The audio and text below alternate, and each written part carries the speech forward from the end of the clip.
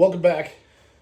As we continue our Edward Green Dover shoe battle, I had missed a very important contender in this battle, which is the Acme WilliamX.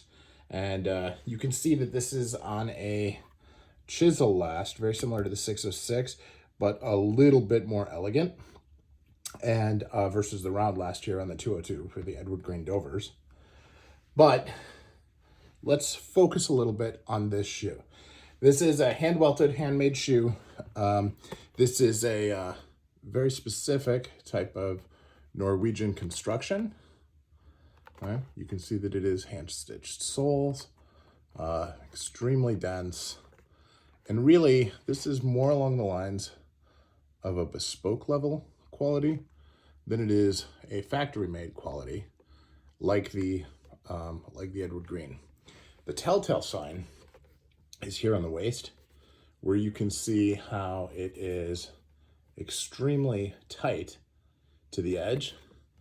And that's because when they do a blind stitch here, they pull a piece over, but here they do it in a very similar way to actually tighten it up. And they have to do this all by hand. And that is a very important characteristic that you'll only see on the highest end of hand-welted shoes. Now, we spent a lot of time in the past looking at the apron and how the pie crust apron really presents itself so well. This is in Utah calf, and this is in hatch grain. Now, a lot of makers have a hard time really bringing this together in hatch grain, but take a look at what Acme did in hatch grain.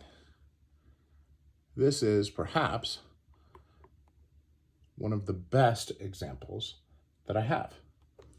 I will actually go so far as to say it is the best example that I have. The split toe has a little bit of lines on it, but very, very little. Certainly not anything to write down the quality. The stitching, the skiving, the overall, I mean, even the fact that they cut this here without a seam, and they were able to still make it around the corner there, the slight pitch on the heels, everything about this shoe is extraordinary quality, including the patina, which has this saddle patina, which has hints of red, hints of brown, really making it effective to wear with any pair of slacks. I really feel like Acme is a step above. Now, this is the same leather, also saddle hatch grain, also has hints of red, depending on the lighting, but they did an extra patina on this to make it come out just a little bit different. Now, in fairness to both makers, I polished them the same using Bordeaux polish and burgundy wax. And so this is still, you can see there's a very significant difference in the way the color presents itself. Now, these came with hinged trees, and you know, that is a very big plus in my opinion, so you don't have to worry about the pressure. But again, in fairness, these also cost roughly 50% more than in the Dover. So it is a different class of shoe. Certainly, the labor rate in China is lower than the labor rate in England, but it is a very, very well better made shoe than the Dover. And you know, I've had this now since 2020, and which was the first year that Acme was in production, and I've been very, very pleased with it over the years. It just it was my first Acme. I've since bought 4 additional pairs. They're just great shoes. And I feel, especially on the apron here, have done a very, very phenomenal job. I think it's worth noting that sometimes the job that they do on this apron is on the shoe, not the design or the maker. And I'll give you an example right here with Edward Green. You have this shoe where it was done, and I feel like it's very, very clear. Now, maybe that's on the color. On this one, You have to change the angles a little bit in order to even see the pie crust.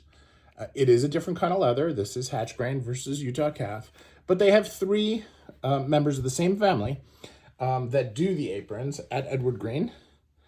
And candidly, they're either different people who did it, or the craft is just so specific that some shoes just come out better defined than others.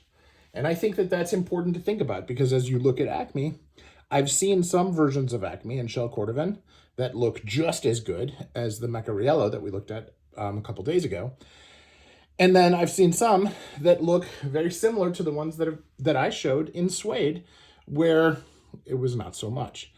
So again, sometimes it's just the specific shoe, you know, as they're closing the shoe and they're doing this very, very difficult stitch, this is something that can, you know, vary. And that's part of what happens in handcraft, is that no two pieces look exactly the same. And I think that that's a good thing, but I leave it up to you to determine how you feel about it.